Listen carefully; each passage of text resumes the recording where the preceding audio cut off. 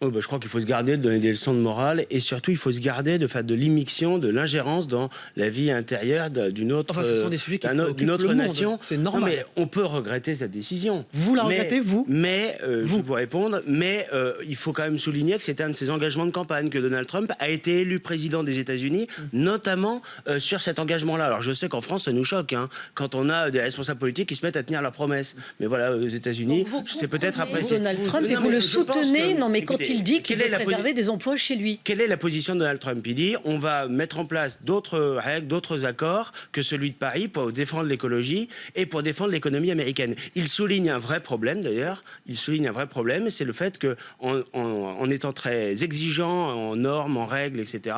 Eh bien, on crée de la concurrence déloyale parce qu'évidemment, il y a toujours des pays qui pas à ne le condamner. respectent pas ces règles et ces normes. Voilà, vous n'arrivez pas à le Non, condamner. je dis simplement que je comprends la logique qui est la sienne et que on peut très bien défendre l'écologie dans un autre cadre juridique que celui des accords de Paris. Et je crois qu'il y a une des grandes lacunes des accords de Paris, c'est de ne pas pointer clairement la mondialisation sauvage